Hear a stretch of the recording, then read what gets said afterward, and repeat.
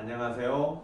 이번엔 4주차 또 이제 수업 들어가도록 하겠습니다. 오늘은 69페이지, 교재 69페이지, 조세 법률 관계에서의 이해관계인들, 거기부터 다시 또 시작을 합니다. 여기 보시면은 교재, 보시면은 이해관계인의 첫 번째가 세무공무원이 나와요. 세무공무원.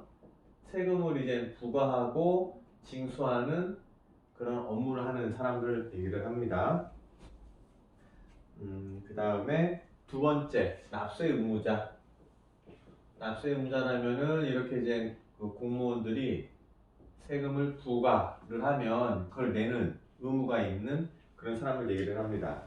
이제 뭐 납세 의무, 헌법에도 있는 뭐 납세 의무를 가리키는 의미이기도 하고요. 이 납세 의무자에 보시면 첫 번째 줄에 세법에 의해서 조세를 납부할 의무가 있는 자라고 되어 있고요. 그 두 번째 줄에 보면은 연대 납세 의무자, 제2차 납세 의무자, 그 다음에 보증인들도 여기에 포함된다. 여기도 포함된 걸로 나오는데요. 첫 번째 연대 납세 의무자는 밑에 양가로 4번에 나오고요. 그 다음에 제2차 납세 의무자는 70페이지 양가로 5번에 나오고, 보증인도 70페이지 양가로 6번에 나와요. 일단 거기서 가서 다시 또 자세히 설명을 하겠지만 다시 설명할 거고요. 일단 납세 의무자에는 그런 사람들까지도 포함되어 있다. 이렇게 이해를 하시고요. 그 다음에 납세자. 납세자라고 하는 것은 교재의 첫 번째 줄에 보면 납부할 의무를 지는 자라고 나오고요. 두 번째 줄에 보면은 납부 의무자보다는 더 큰 범위에 있는 사람이 있는 범위이다 라고 이렇게 표현을 합니다. 그 다음에 아까 납세 의무자에서 보면은 뭐가 있었냐면은 연대 납세 의무자,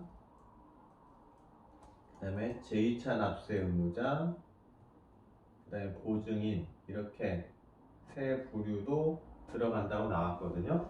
그럼 여기서 이제 연대 납세 의무자, 제2차 납세 의무자, 보증인, 여기서 지금 좀 자세하게 살펴볼게.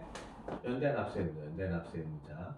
이게 이제 조금 이제 어려운 개념일 수도 있는데요. 한번 보시면, 일단 교재를 보시면, 연대 납세 의무자, 양가로 4번의 연대 납세 의무자 두 번째 줄에 보면, 연대 납세 의무자는 조세 채무 전액에 대해서 독립적으로 납세 의무를 진다. 이렇게 나와 있어요. 이렇게. 이게 무슨 말이냐면은,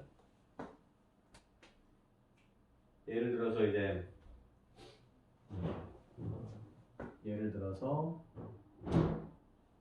은행에서 돈을 빌려요. 그죠? 은행에서 대출을 받아요. 대출 만약에 5천만 원을 받는다. 그러면은 5천만 원 받는 사람이 가서 이렇게 사인하죠. A라는 사람이 돈을 빌리면은 은행에 가서 돈을 빌리면 그 사람이 가서 사인을 해요. 그죠? 그럼 그 사람을 보고 차주라고 해요. 차주. 돈을 빌린 사람이라고 하고요. 지금은 뭐 그런 경우는 별로 없지만, 은행에서 돈을 이렇게 빌리려면은 이 사람이 어떤 신용이나 담보가 있어야 되는데, 부동산 담보가 있어야 되는데, 그게 만약 부족하다라고 하면은 다른 사람들을 다시 또 이제 보증을 쓰라고 해요. 보증. 그죠? 이 보증을 서요. 그럼 이제 그 사람도 뭔가 여기 이제 차주가 A가 있고 어떤 사람이 이제 보증을 서요. 보증. 다 같이 설명하는 겁니다. 지금 보증을 쓰게 되면은 이제 은행에서 돈을 빌릴 수 있게 돼요. 근데 이제 이 돈을 빌린 이 상태에서 이 사람이 이제 이자하고 원금을 잘 갚아 나가면은 문제가 없겠지만, 좀 문제가 생겼어요. 본의 아니게 문제가 생겨서 이제 이자가 연체되고 원금 상환도 좀 이제 불성실하게 이행이 되고, 그럼 은행에서는 좀 그렇죠. 은행에서 자기는 채권이 좀 부실화되는 상태가 되거든요. 그렇게 되다가 이 A라는 사람이, 차주 A라는 사람이 아예 이자 납부도 못해요. 3개월 동안 이자 납부도 못하게 되고, 3개월 이상 뭐 이렇게 되다 보면 은행 입장에서는 더 이상 기다릴 수가 없는 거예요. 그죠? 기다릴 수가 없으면 은행에서는 어떻게 하냐면은 A한테 빌린 돈, A한테 빌린 5천만 원 다 내놔라. 아니면은 B한테 빌린 돈 다, 빌려간 돈 다 내놔라. 이렇게 A나 B에 대해서 선택적으로 청구를 할 수가 있어요. 얼마에 대해서? 5천만 원 전액에 대해서. 그러니까 A한테 5천만 원 청구해도 되고요. B한테 5천만 원 청구해도 돼요. 선택적으로 할 수 있어요. 그러면은 A하고 B가 하여튼간 갚기만 하면 돼요. 그런데 A한테도 5천, B한테도 5천이니까 은행이 1억을 청구해서 가져가냐? 그게 아니고요. 만약에 A한테 청구를 해서 5천만 원 다 가져갔다고 하면은 A는 이제 자기 채권이 다 만족이 돼 있으니까 더 이상 청구를 할 근거가 없게 된 거예요. 그렇게 되면은 그게 가장 좋은 거고, 만약에 B한테 이제 5천만 원을 다 은행이 채권을 회수를 했다고 하면 은행도 이제 채권에 다 만족을 했으니까 더 이상 뭐 A나 B한테 청구할 이유가 없겠죠. 그래서 은행과 이 A, B의 관계는 이렇게 정산이 되는데, A하고 B와의 관계, B는 본인이 돈을 빌린 게 아니에요. 그냥 A의 신용이나 담보가 부족하기 때문에 그거를 커버해주기 위해서 그냥 사인 같이 해준 연대보증의 어떤 입장으로 들어간 거란 말이에요. 그 돈은 이 사람은 빌리지도 않았죠. 실질적으로 보면요. 근데 이제 같이 책임을 지게 되는 연대 책임자가 되다 보니까 B가 어쩔 수 없이 이제 책임진 경우가 됐어요. 그렇게 되면은 B는 A에 대해서 내가 너 때문에 보증을 서서 돈까지 갚았으니 너는 나한테 5천만 원 좀 돌려달라, 다시 해달라는 구상권을 청구할 수가 있어요. 구상권 청구. 그렇죠? 자, 이건 AB의 관계 문제고요. 어찌됐건 간에 이렇게 연대 보증을 쓰게 되면은 연대 납세 의무가 있게 되면 연대 채무를 이행할 의무가 있게 돼요. 보증을 쓰게 되면. 마찬가지로 여기서 연대 납세 의무자라는 건 뭐냐면은 교재 보시면 아까 다시 한번 보시면 69페이지 마지막 대줄에 연대 납세 의무자는 조세 채무 전액, 이거랑 똑같아요. 논리는 조세 채무 전액에 대해서 독립적으로 납세 의무를 진다. 그죠? 자, 이거 좀 예를 들어서 설명하면, 그러면은 은행에 대해서 제가 예를 들었고요. 그럼 이제 요거를 좀 더 쉽게 이해할 수 있게끔 다른 사례를 들면, 상속이 발생했어요. 상속. 누가 이제 돌아가신 거죠. 돌아가시게 되면은 돌아가신 달의 말일로부터 6개월 안에 상속세를 신고 및 납부를 해야 됩니다. 어찌됐건 상속세를 신고 및 납부를 하게 됐는데, 만약에 이제 A 분이 돌아가셨어요. 돌아가셨고, 네, 배우자는 이제 없다고 가정을 하고요. 배우자는 이제 이미 돌아가셨고, 이제 자녀가 있어요. 이제 아들이 하나 있고 딸이 하나 있다고 가정을 합시다. 가정을. 그래서 이제 이분이 돌아가시고 나서 상속세를 이제 계산을 해보니까, 예를 들어서 상속세가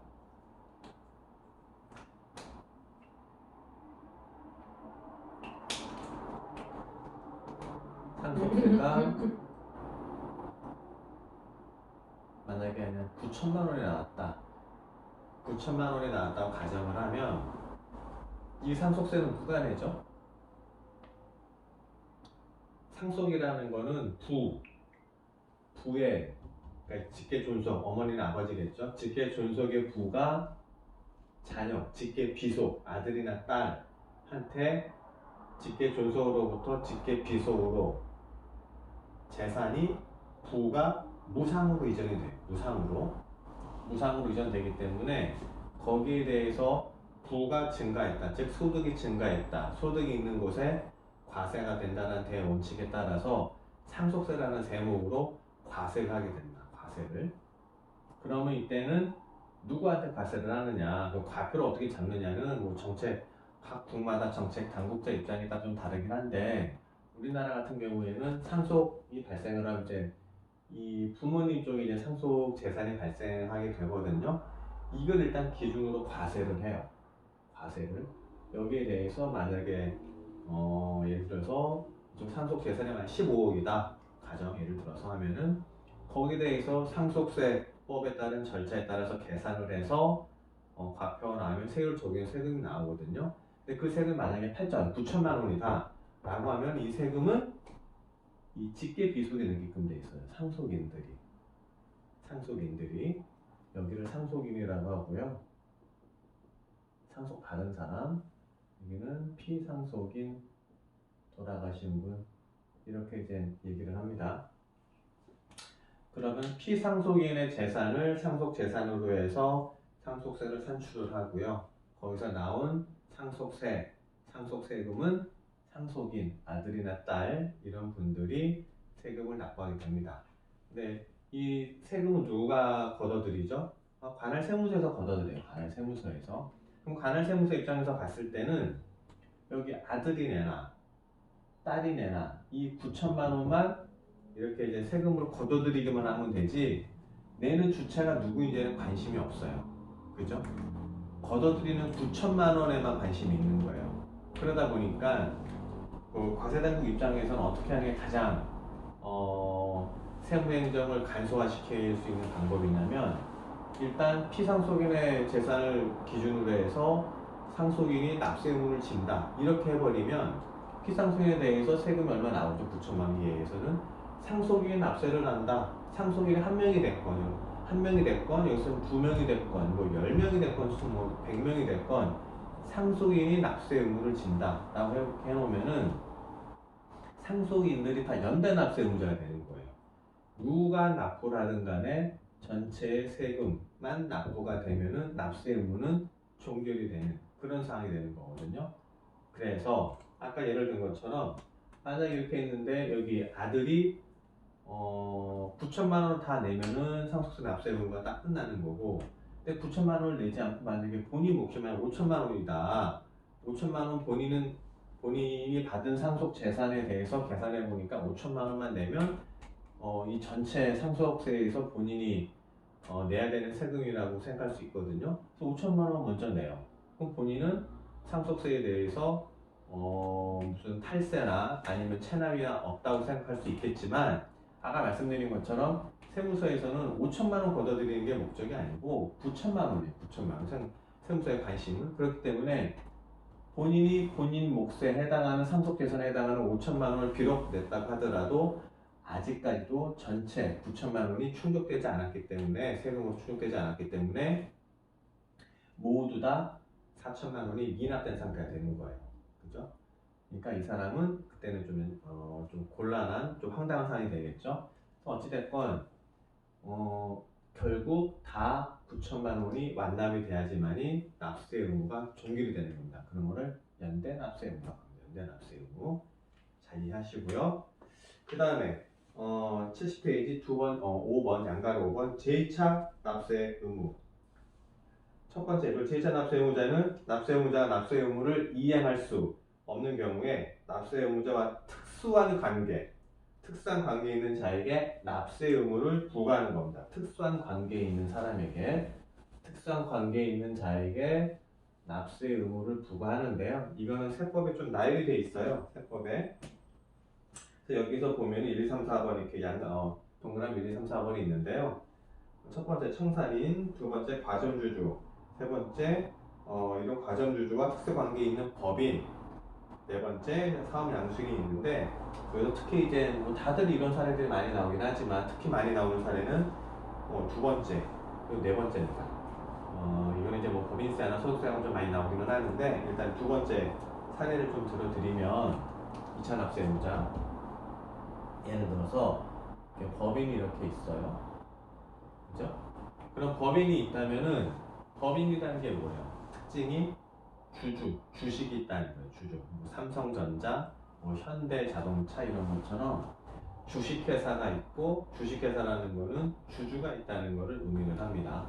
또 어떤 법인이 있는데 이 법인의 주주가 우선 구성이 대표이사가 이렇게 있어요. 대표이사, 그죠? 대표이사가 있고 뭐 이사가 있고 이사 1, 이사 2, 1을 쓰지 말고 이사 A라는 사람이 있고 B라는 사람이 있고 뭐 이렇게 감사라는 사람이 이렇게 있어요. 주주가. 그냥 얘를 간단하게 위해서 감사는 제외하고 이렇게 이제 주주가 이렇게 있어요. 주주가. 그리고 어떤 사람은 직책이 없고 그냥 이렇게 있어요. 그러니까 하나, 둘, 셋, 넷, 5명 있어요. 주주가 5명. 주주가 5명인데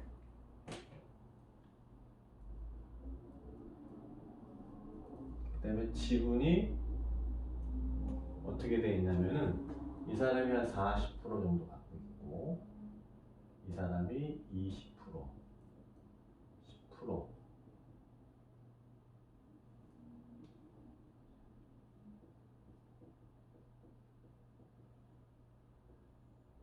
이렇게 주주 구성이 되어 있다 가정을 해봅시다. 그럼 주식회사의 특징이 뭐냐면 회사가 잘 이렇게 사업이 잘 되고 하면 이익이 많이 나고 이렇게 이익이 쌓이면 배당을 해줍니다. 배당. 그래서 본인의 지분만큼 이익을 상법 절차에 따라서 배당을 받을 수가 있죠. 물론 이제 배당소득세는 내야 되고요. 그럴 경우에. 그 회사가 잘 됐을 때의 경우고 만약에 반대로 회사가 잘 안 됐어요. 망했어요. 그랬으면 어떻게 되죠? 이 사람들이 주주들이 다 책임을 져요. 주주들이 책임을 지는데 무한 책임을 지느냐? 그게 아니고 상법상 주식회사는 주주들이 출자한 주주들이 자본금으로 낸 주식만큼만 책임을 지는 유한 책임회사입니다. 유한 책임회사.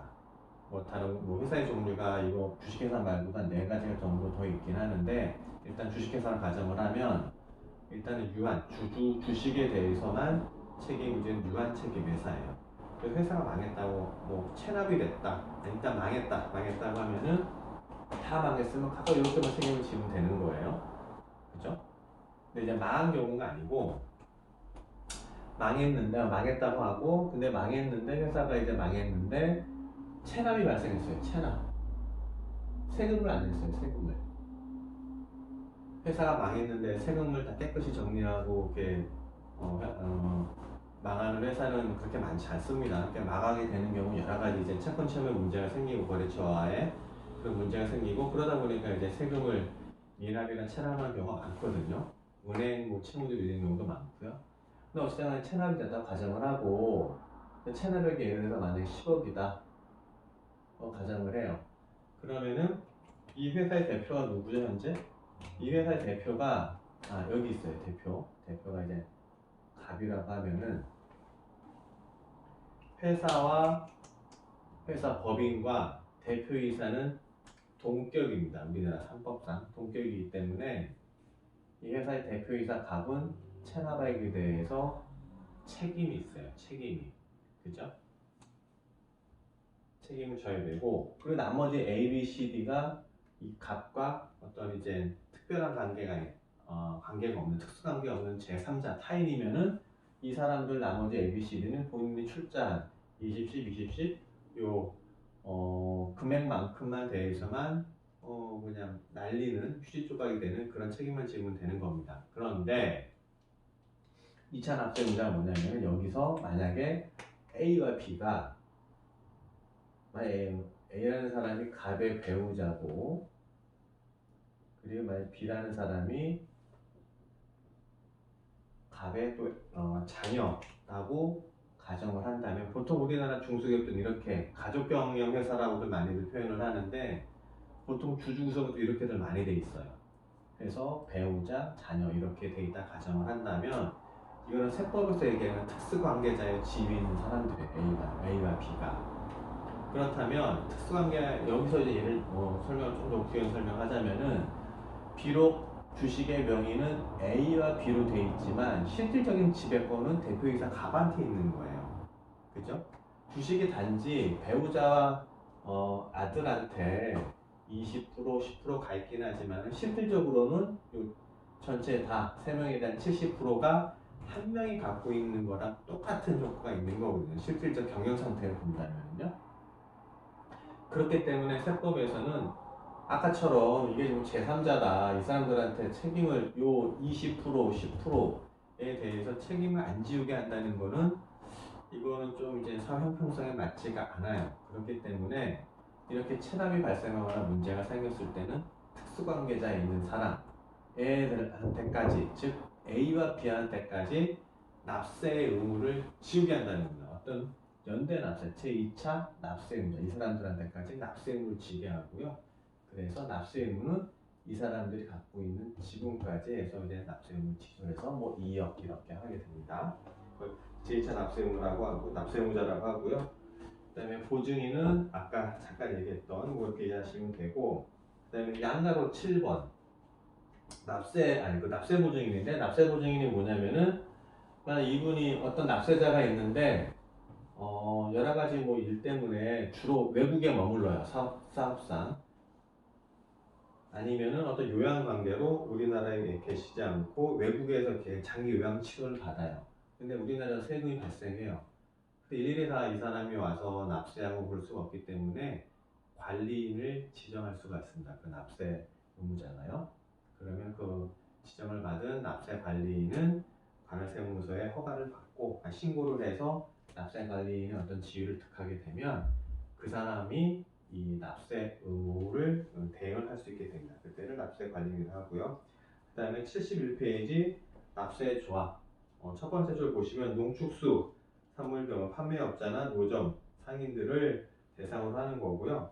이 사람들이 이제 기장, 뭐 이렇게 장부를 만들거나 관리하는 능력이 아무래도 좀 이제 다른 사업자들보다는 좀 떨어진다라고 이제 보기 때문에 이 사람들한테 어떤 납세 편의상 납세 조합이라는 걸 만들어서 납세 조합이 이렇게 알아서 대신해주고 할 때 이때 납세 조합이 납세 의무자로 간주가 되는 겁니다. 그 다음에 양가로 9번 체납자, 납세 기한까지 세금을 납부하지 않는 납세자를 체납자라고 합니다. 네. 일단 용어에 대해서 간단히 좀 봤고요. 그 다음 71페이지 세금과 관련된 용어들입니다. 첫 번째, 과세 요건. 과세 요건이란 조세 채무가 조세가 이제 성립되는 그런 요건들을 말하는 법률상 요건을 말하는데요. 동그라미 1번 납세 의무자, 2번 과세 물권, 3번 과세 표준, 4번 세율입니다. 이건 이제 다음 챕터에 나오기 때문에 그때 좀 자세히 설명을 하고요. 그 다음에 넘어가시면 72페이지 반가로 4번 세금 신고와 관련된 용어들. 과세표준 신고서, 양가로 과세표준 신고서 보시면 첫 번째 줄에 세금의 과세표준과 세금의 납부 및 환급을 위해서 필요한 사항을 기재한 신고서를 말합니다. 이건 이제 그 과세표준 신고서는 뭐 법인세, 소득세, 뭐 기타 세목들이 많은데 이건 세목마다 좀 많이 달라요. 똑같은 양식을 쓰는 게 아니고요. 그 세목에 맞게끔, 상황에 맞게끔 다르기 때문에 세금의 종류마다 다르다 이렇게 이해하시면 됩니다. 그 다음에 수정신고, 기한후 신고서 이렇게 쭉 있는데요. 조금 보시면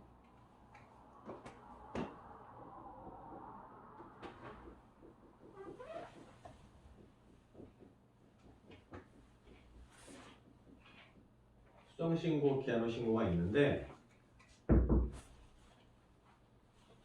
여기 보면 일단 신고예요. 신고. 일단 신고를 했어요. 그죠?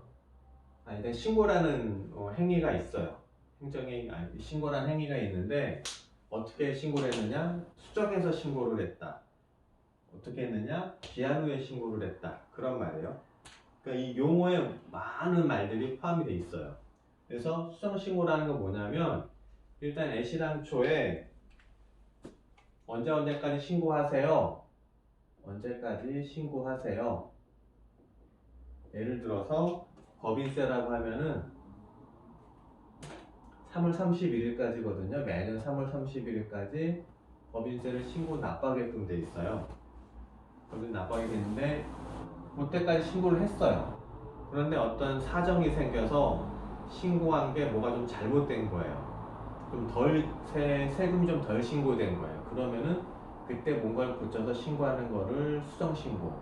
그러니까 3월 30일 날 신고를 했고, 예를 들어서 그 후에 만약에 9월 달이다, 9월 30일이다, 이때 신고를 하는 거예요. 다시 이거 갖다가 수정신고라고 하는 거고요.